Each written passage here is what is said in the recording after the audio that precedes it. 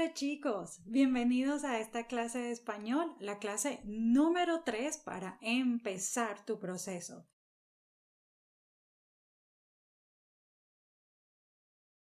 En esta clase vamos a discutir los pronombres personales o, como lo dicen en inglés, subject pronouns. Vamos a ver cuáles existen en español, cuáles tienen algunas particularidades.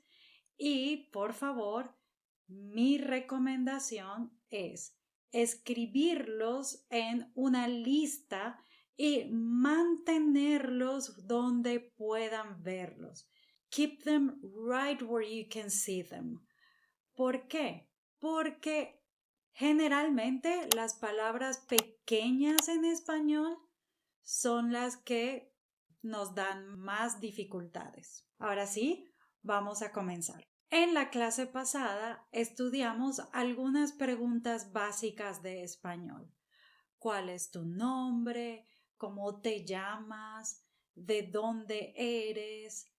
Etcétera. En todas estas frases hay pronombres. ¿De dónde eres tú? Yo soy de Colombia. Vamos a enfocarnos en tú, yo y los pronombres personales. Now switching to English. In Spanish, these are the subject pronouns.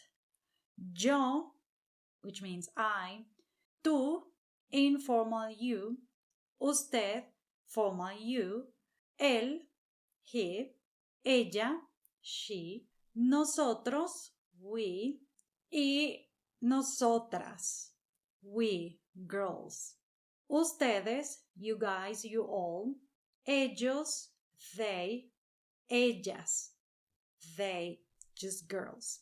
Let's see the difference when it comes to English. The first difference we can notice is we have two different types of you.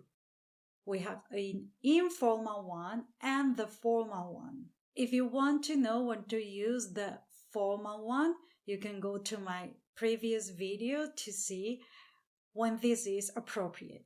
We have a third type of you, which is vos. We're not going to discuss it right now because it's only used in particular areas in Latin America. Every country has a region who uses this type of you, vos, and it has its own conjugation as well. The only country that uses this third type is Argentina. But most people in Latin America use tú or usted, depending on the situation. The second thing you can notice when you see the list is that we don't have a way to say it. Can you see? There's no it for us. That obeys to one reason. Remember, in Spanish, everything has a gender. Everything is a she or a he. But do we use él and ella when we are referring to, for instance, my phone? Like, it is slow. No, we never say él es lento. We just say es lento. So when you want to say it and then conjugate a verb, you just conjugate the verb. You don't say anything. We don't have pronouns for that. If you want to translate it is, you say es. That's it. Because that it as a subject pronoun in Spanish just doesn't exist. Another interesting characteristic you can see is that we have two ways to say we. We for just boys or a group with boys and girls, or we, nosotras, just for girls.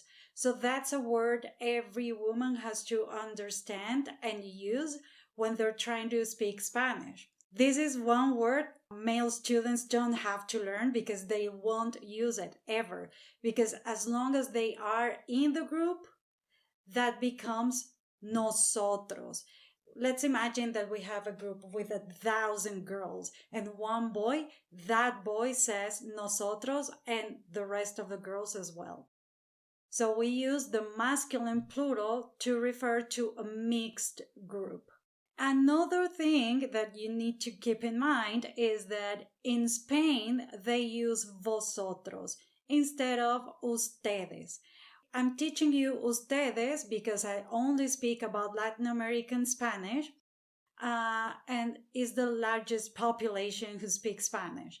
But if you go to Spain, then you have to get used to using or listening to vosotros.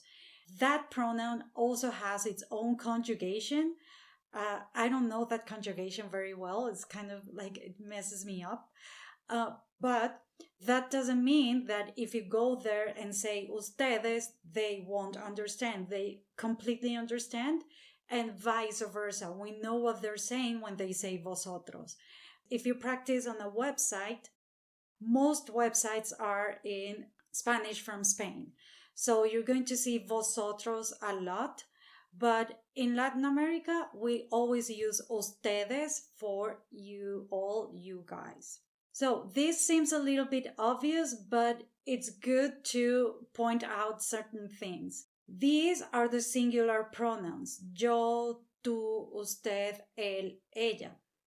These are the plural pronouns: nosotros, nosotras, ustedes, ellos, and ellas.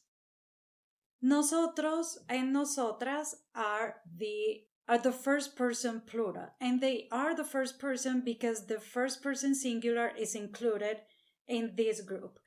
Is I plus other people. So if I'm talking about myself and other people, I have to say nosotros or nosotras. Then we have ustedes. Ustedes is the second person plural because tú or usted is in that group. That means that the person you're talking to is with another person or a group of people. So you say, you guys, ustedes. It's you, the person you're talking to, not you, the person you're talking to, plus other people. And then it's easier when it comes to él and see that the plural form is ellos, and ella, the plural form is ellas. Always remember, the plural of yo is nosotros, nosotras. The plural of tú and usted is ustedes. Keep that in mind.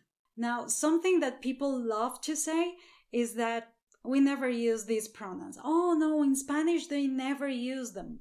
So you don't have to remember the pronouns or don't use it at all.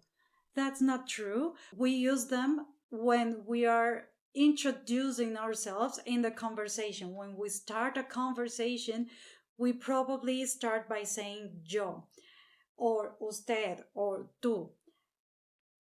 So please don't try to avoid them. We use them, especially the ones that share conjugations: usted, él, and ella.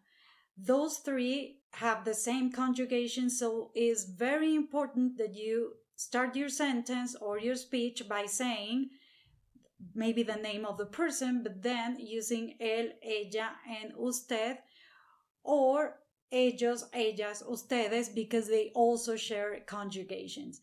Don't skip the pronouns altogether.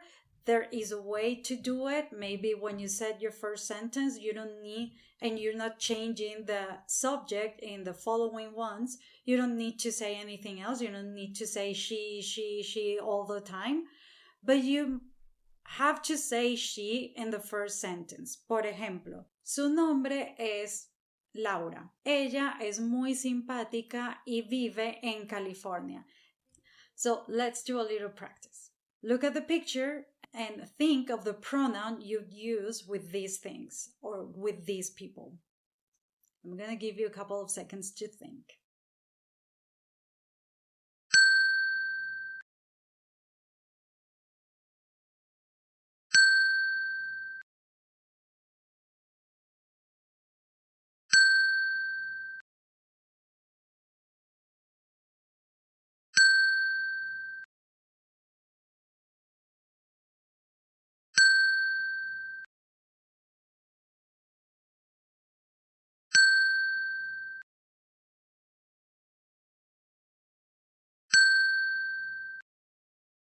Okay, guys, so these are the subject pronouns in Spanish. Remember, they're very important because they are the ones in charge of conjugating verbs. You're going to find links with all of this information in the description box.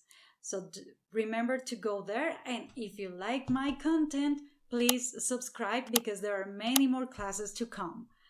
Bye, guys. See you in a bit.